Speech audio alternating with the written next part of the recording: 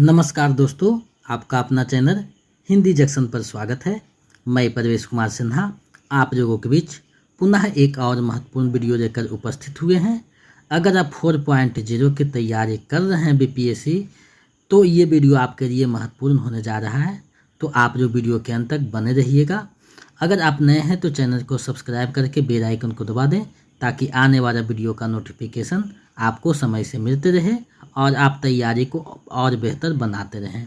दोस्तों, जैसा कि आप सभी को पता है कि बीपीएससी टी 4.0 का नोटिफिकेशन जल्द ही आने वाली है, तो उसी से संबंधित क्वालिफाई पेपर जो है उसका प्रैक्टिस सेट लेकर उपस्थित हुए हैं। तो चलिए देखते हैं आज कौन सा प्रैक्टिस सेट देखने वाले हैं। आज हम लोग प्रैक्टिस सेट 5 देखेंगे, यानी BPSC T 4.0 qualify paper Hindi. जो क्वालिफाई पेपर में 30 प्रश्न पूछे जाते हैं, उसमें 22 प्रश्न हिंदी के होते हैं।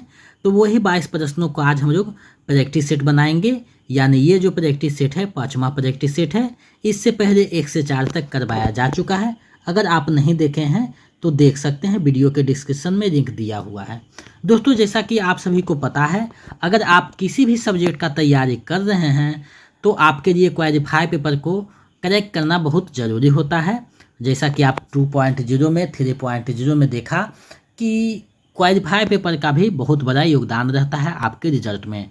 तो अगर आप 1 to 5 का तैयारी कर रहे हैं, या 6 to 8 का कर रहे हैं, या 9 to 10 का, चाहे फिर 11 to 12 का कर रहे हैं, सभी के लिए, सभी सब्जेक्ट के लिए क्वालिफाई पेपर की भूमिका बहुत महत्वपूर्ण होता है। तो आप किसी भी सब्जेक्ट से TRE 4 का तैयारी कर रहे हैं तो उसके लिए जो वीडियो है काफ़ी महत्वपूर्ण है, क्योंकि इसमें हमें जो क्वालिफाई पेपर के 22 प्रश्न जो हिंदी के पूछे जाते हैं वही प्रश्नों को देखने वाले हैं। तो आप लोग वीडियो के अंत तक बने रहिएगा और एक एक प्रश्नों को देखिएगा। अगर आप चाहते हैं कि क्वालिफाई पेपर आपका 95% तैयारी हो जाए, तो व्याकरण के 35 वीडियो डाले हुए हैं, जो वीडियो के डिस्क्रिप्शन में लिंक दिया हुआ है प्लेलिस्ट का, और समान हिंदी के नाम से 15 वीडियो डाला हुआ है। इन दोनों प्लेलिस्ट को अगर आप देख लेते हैं तो आपका लगभग 95% तैयारी हो जाएगा। यहीं से प्रश्न पूछे जाने की प्रबल संभावना है, पूछे जा सकते हैं, पूछे गए हैं। तो अगर आप क्वालिफाई पेपर के लिए चिंता कर रहे हैं तो मेरे ऊपर छोड़िए, आपको लगभग 50 प्रैक्टिस सेट करवाएंगे, जिससे आपका तैयारी लगभग 95% हो जाएगा। तो इन सारी चीज़ों को देख करके अपने तैयारी को बेहतर कर सकते हैं। तो चलिए बिना देर करते हुए आज के प्रश्नों को देखते हैं। तो आप देख पा रहे हैं प्रैक्टिस सेट 5, यानी आज हम लोग प्रैक्टिस सेट 5 बना रहे हैं, यानी 5वां प्रैक्टिस सेट बना रहे हैं। इसी तरह हम लोग लगभग 50 प्रैक्टिस सेट देखेंगे और प्रीवियस प्रश्नों को भी देखेंगे। तो चलिए पहला प्रश्न आप लोगों के सामने है, इसका जवाब दीजिए। मैनेजर का हिंदी पर्याय क्या होता है, यानी मैनेजर जो शब्द है उसका हिंदी पर्याय क्या है। तो अगर आप परिभाषिक शब्द में देखेंगे तो ऐसे प्रश्न पूछे जाते रहे हैं TRE 1 से लेकर के 3.0 में। तो मैनेजर का जो सही पर्याय होगा वो होता है प्रबंधक, यानी विकल्प ख इसके लिए सही हो जाएगा। प्रशासन जो होता है एडमिनिस्ट्रेटिव होता है, और कमीशन जो है आयोग का होता है। तो विकल्प ख इसका सही आंसर हो जाएगा। तो इसी तरह से प्रश्न आपका हो सकते हैं, और विकल्प घ अंग जो है आपको उलझा सकते हैं। तो इससे आपको बचना है। जब एग्ज़ाम हॉल में जाइएगा तो प्रश्न को अच्छे से पढ़ लीजिएगा 2-3 बार, उसके बाद जवाब दीजिएगा, क्योंकि जल्दी में आप जानते हुए प्रश्नों को गलत कर सकते हैं। तो इसका सही आंसर विकल्प ख होगा। मैनेजर का होता है प्रबंधक। चलिए आगे बढ़ते हैं, अगले प्रश्न को देखते हैं। पुराने हिंदी नामकरण किसने किया। अब देखिए, पुराने हिंदी जो नामकरण है वो किसने किया है। तो पुराने हिंदी जो नामकरण है वो करने वाले विकल्प में आपके हैं, उसको चुनना है। तो देखिए, ऐसे प्रश्न जो है वो थोड़ा सा गहराई से पूछे गए हैं। तो आप समान हिंदी के जो 15 सीरीज है वीडियो का, उसको आप देख लेते हैं, तो ये सारे प्रश्नों पे आपको कमांड हो जाएगा। तो आप वहाँ से नहीं देखें तो वीडियो के डिस्क्रिप्शन में लिंक है, वहाँ से देख सकते हैं। तो देखिए, पुरानी हिंदी जो कहा है अपभ्रंश को चंद्रधर शर्मा गुलेरी जी ने कहा है, यानी विकल्प घ इसका सही आंसर हो जाएगा। अब देखिए, ग्रियर्सन है तो भक्तिकार को स्वर्ण युग कहते हैं, तो ये भी ध्यान में रखना है। चलिए आगे बढ़ते हैं, अगले प्रश्न को देखते हैं। अगला प्रश्न है अपभ्रंश के प्रथम कवि हैं। तो अपभ्रंश के प्रथम कवि कौन हैं? तो अपभ्रंश के प्रथम कवि जो है स्वयंभू को माना जाता है। विकल्प क इसका सही आंसर हो जाएगा। तो ऐसे प्रश्न यानी हिंदी साहित्य से भी 2-4 प्रश्न देखने को मिलता है, उसी लिए हम जो है आपके जो सेट है उसमें 2-4 प्रश्न साहित्य के भी डाले हुए हैं, ताकि आपका जो है तैयारी अच्छे ढंग से हो सके और आप चीज़ों को देख सकें। चलिए आगे बढ़ते हैं, अगले प्रश्न को देखते हैं। अगला प्रश्न आप लोगों के सामने है, बिहार के किस भाषा को संविधान के 8वीं अनुसूची में शामिल किया गया है? यानी बिहार की वो कौन सा भाषा है, कौन सा बोली है जिसको संविधान की 8वीं अनुसूची में शामिल किया गया है? तो देखिए, मगही को तो नहीं शामिल किया गया है, मैथिली को शामिल किया गया है। मैथिली को संविधान की 8वीं अनुसूची में जगह दिया गया है। 2003 में इसको जो है शामिल किया गया है। तो ये जो है विकल्प ख सही हो जाएगा। मैथिली ही बिहारी का एक बोली है यानी भाषा है जो संविधान के 8वीं अनुसूची में शामिल है। अब तक 22 भाषाओं को 8वीं अनुसूची में शामिल किया गया है, जिसमें एक मैथिली भाषा भी है। तो ये बहुत ही महत्वपूर्ण प्रश्न है। ऐसे प्रश्न बराबर देखने को मिलते हैं एग्जाम में, तो ये सारे आपको पता होनी चाहिए। आगे बढ़ते हैं, अगले प्रश्न को देखते हैं। अगला प्रश्न आप लोगों के सामने है, हिंदी साहित्य का इतिहास पुस्तक के लेखक हैं। तो हिंदी साहित्य का इतिहास जो पुस्तक है उसके लेखक कौन हैं? ये बहुत अच्छे सवाल हैं। तो देखिए, हिंदी साहित्य का जो पुस्तक है उसके लेखक रामचंद्र शुक्ल जी हैं, जो 1929 में प्रकाशित होती है। तो ये ध्यान में रखिएगा, हिंदी साहित्य का इतिहास रामचंद्र शुक्ल का प्रसिद्ध साहित्यिक पुस्तक है जो प्रथम बार वैज्ञानिक ढंग से लिखा गया है। तो इसका सही आंसर विकल्प ग हो जाएगा। आगे बढ़ते हैं, अगले प्रश्न को देखते हैं। यामा किसका प्रसिद्ध काव्य है? यामा किसका प्रसिद्ध काव्य है आपको बताना है। ये प्रश्न हमेशा आप लोगों के पास से गुजरा होगा और कहीं ना कहीं इसको आप पढ़े होंगे। तो यामा जो है महादेवी वर्मा की प्रसिद्ध रचना है। विकल्प क हो जाएगा, जिसके लिए महादेवी वर्मा को ज्ञानपीठ पुरस्कार दिया जाता है। तो ये ध्यान में रखिएगा, ज्ञानपीठ पुरस्कार यामा की रचना के लिए ही दिया जाता है। यानी यामा रचना के लिए महादेवी वर्मा को ज्ञानपीठ पुरस्कार दिया गया था। तो विकल्प क इसका सही आंसर हो जाएगा। आगे बढ़ते हैं। खड़ी बोली हिंदी का प्रथम महाकाव्य है। तो खड़ी बोली हिंदी का प्रथम महाकाव्य कौन सा है, ये आपको बताना है। तो देखिए, खड़ी बोली हिंदी का प्रथम महाकाव्य जो है प्रिय प्रवास को माना जाता है, जो अयोध्या सिंह रियौद का रचना है। यानी विकल्प क इसका सही आंसर हो जाएगा। तो प्रिय प्रवास से संबंधित आता है, खड़ी बोली हिंदी का प्रथम महाकाव्य है। तो विकल्प क इसका सही आंसर हो जाएगा। रामचरितमानस गोस्वामी तुलसीदास की रचना है। कामायनी जो है जयशंकर प्रसाद की रचना है। तो ये भी आपको पता होना चाहिए। तो 7वां जो प्रश्न है, खड़ी बोली हिंदी का प्रथम महाकाव्य प्रिय प्रवास है, जो अयोध्या सिंह रियौद की रचना है। यानी विकल्प क इसका सही आंसर हो जाएगा। आगे बढ़ते हैं, अगले प्रश्न को देखते हैं। अगला प्रश्न आप लोगों के सामने है, दुष्कर का सही संधि विच्छेद है। तो दुष्कर का सही संधि विच्छेद क्या होगा आपको बतानी है। तो देखिए, दुष्कर जो शब्द है वो देखा जाए तो अगर संधि विच्छेद के हिसाब से देखिएगा तो दुह जोड़कर यानी दुष्कर। विकल्प क इसका सही आंसर हो जाएगा। ये विसर्ग संधि है।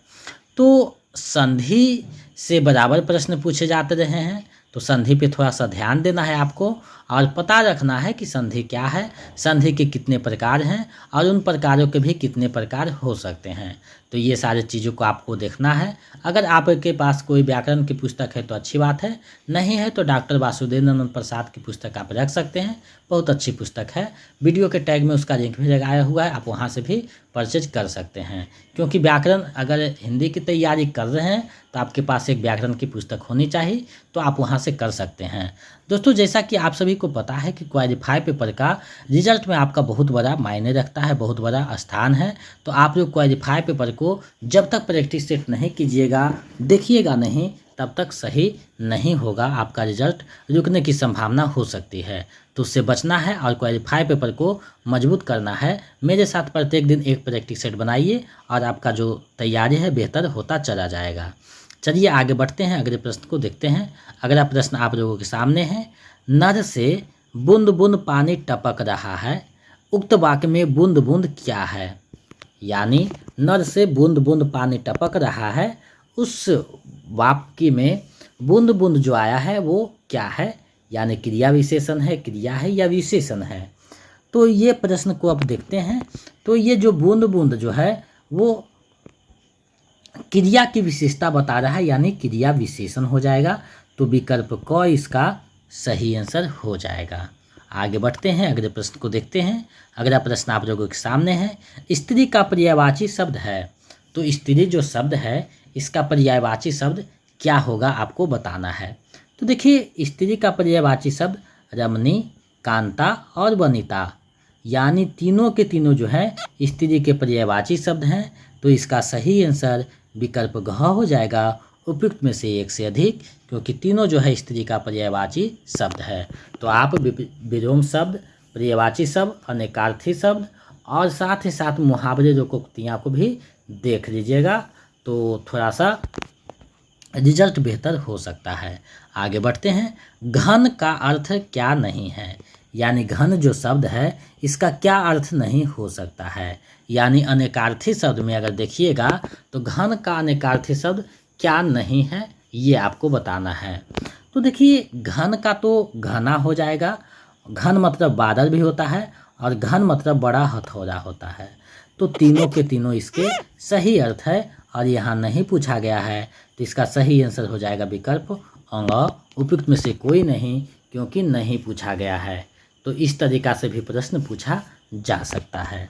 चलिए आगे बढ़ते हैं, अगले प्रश्न को देखते हैं। अगला प्रश्न आप लोगों के सामने है। अपकार का विलोम शब्द होगा, यानी अपकार जो शब्द है उसका विलोम क्या होगा? तो अपकार मतलब होता है अनादर करना, तो ये तो अनादर नहीं होता है।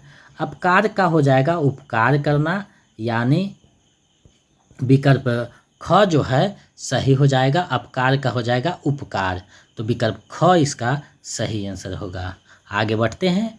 अगला प्रश्न है। निम्न में शुद्ध वाक्य है। देखिए, शुद्ध वाक्य और वाक्य का जो रूप है उससे प्रश्न पूछा जाता रहा है, तो आपको देखना है कि शुद्ध वाक्य क्या है। और शुद्ध वाक्य बनाने के लिए बहुत सारे चीज़ों पे ध्यान देना होता है। संज्ञा का प्रयोग है सही कि नहीं, सर्वनाम का सही प्रयोग है कि नहीं, और साथ ही साथ वचन देखना है, लिंग दोष देखना है और चिन्ह को भी देखना है। तो इन सारी चीज़ों को अगर देख लेते हैं सही से तो वाक्य की शुद्धि की संभावना हो जाती है।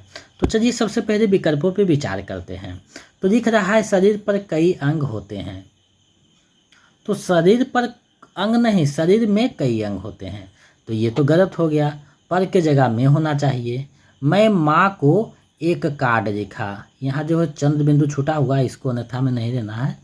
मैं माँ को एक कार्ड लिखा, तो कार्ड लिखा नहीं, कार्ड भेजा जाता है, तो विकल्प ये भी गलत हो गया। अब है वह अनेक बार बोला, तो बिल्कुल सही है, वह अनेक बार बोला शब्द शुद्ध वाक्य है, तो विकल्प ग इसका सही आंसर हो जाएगा। तो शुद्ध वाक्य और अशुद्ध वाक्य से संबंधित भी प्रश्न पूछे जाते रहे हैं, तो इसको आप लोग देख लीजिएगा। आगे बढ़ते हैं। शुद्ध वर्तनी वाला शब्द है, शुद्ध वर्तनी वाला शब्द है, तो कौन सा शुद्ध वर्तनी वाला शब्द है वो आपको देखना है। देखिए, त्योहार, त्योहार, तो अगर त्योहार लिखिएगा तो विकल्प क गलत हो जाएगा। त्योहार जो है विकल्प ख सही होता है, तो विकल्प ख इसका सही हो जाएगा। त्योहार जो है शुद्ध वर्तनी है, तो ज़्यादातर प्रयोग विकल्प क का किया जाता है जो कि शुद्ध नहीं है। शुद्ध वर्तनी के हिसाब से विकल्प ख सही हो जाएगा। चलिए आगे बढ़ते हैं, अगले प्रश्न को देखते हैं। हमने खाना नहीं खाया है, कैसा वाक्य है? हमने खाना नहीं खाया है, कैसा वाक्य है आपको बताना है। तो देखिए, इसमें सिंपल बात कहा गया है, तो विकल्प ख सही हो जाएगा, सरल वाक्य हो जाएगा। यानी रचना की दृष्टि से वाक्य के तीन भेद होते हैं, मिश्र, सरल और संयुक्त, जो कि यहाँ जो उदाहरण दिया गया है वो सरल वाक्य का उदाहरण है। विकल्प ख सही हो जाएगा। आगे बढ़ते हैं, अगले प्रश्न को देखते हैं। जो मर रहा हो वाक्यांश के लिए एक शब्द है। जो मर रहा हो वाक्यांश के लिए एक शब्द क्या है? तो जो मर रहा हो उसे कहा जाता है मुमूर्ष, यानी विकल्प ख इसका सही आंसर होगा, उसे कहा जाता है मुमूर्ष। तो विकल्प ख इसका सही हो जाएगा। अब देखिए विकल्प क है मुमुक्षु, यानी जो मोक्ष की इच्छा चाहता है मुमुक्षु, जो जिससे भूख जोरों से लगता है भूक्षु। तो विकल्प ख इसका सही आंसर होगा। आगे बढ़ते हैं, अगले प्रश्न को देखते हैं। अक्र पर पत्थर पड़ना मुहावरे का अर्थ है, यानी अक्र पे पत्थर पड़ना मुहावरे का सही अर्थ क्या होगा वो आपको बताना है। तो देखिए इसका जो सही आंसर होगा अक्र पर पत्थर पड़ना यानी बुद्धि भ्रष्ट होना, विकल्प क सही हो जाएगा। तो मुहावरे भी पूछे जाते हैं, तो किताब अगर आपके पास है तो उसको देखिएगा, तो इन सारी चीज़ों को बेहतर किया जा सकता है। चलिए आगे बढ़ते हैं अगले प्रश्न को।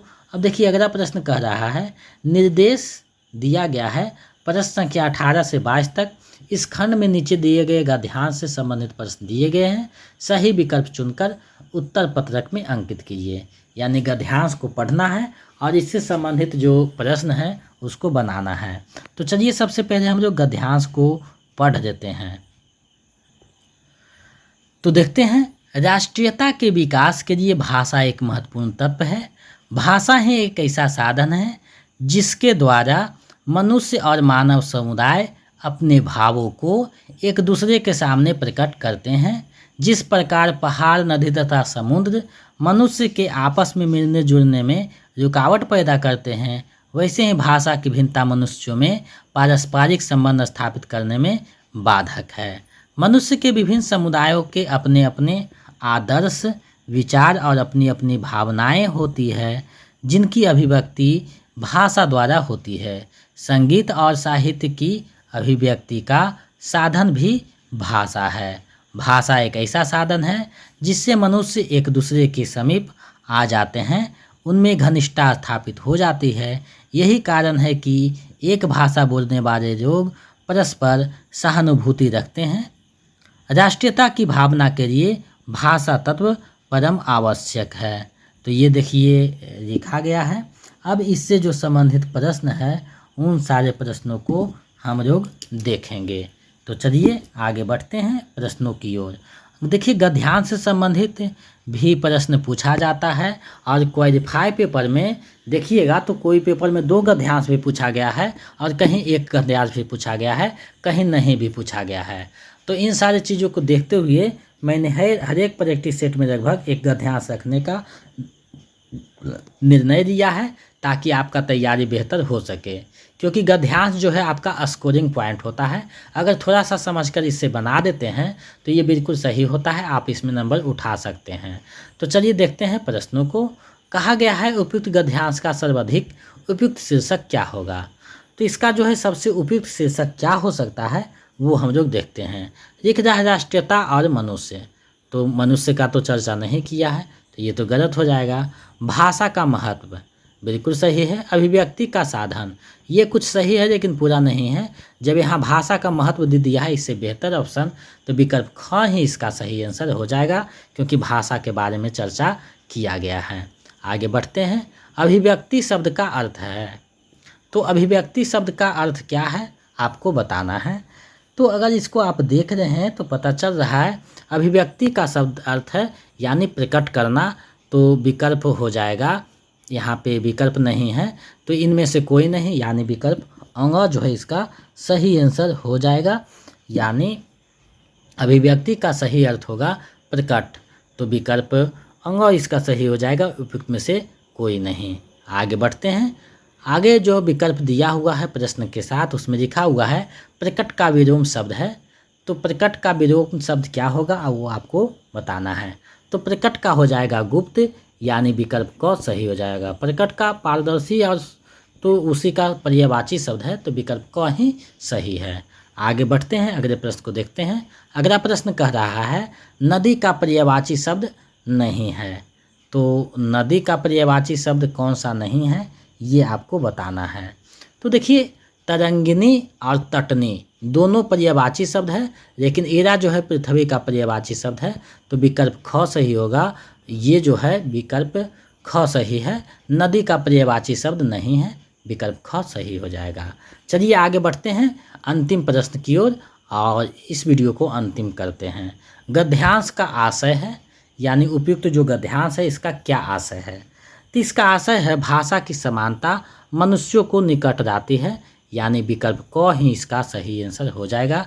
राष्ट्रीयता भाषा का विकास करती नहीं, भाषा राष्ट्रीयता का विकास करती है, तो ये तो गलत है। साहित्य एवं संगीत राष्ट्र का निर्माण करते हैं, तो ये गलत है। राष्ट्र का निर्माण साहित्य संगीत इसका चर्चा नहीं हुआ है, तो विकल्प क सही हो जाएगा। भाषा की समानता मनुष्यों को निकट लाती है।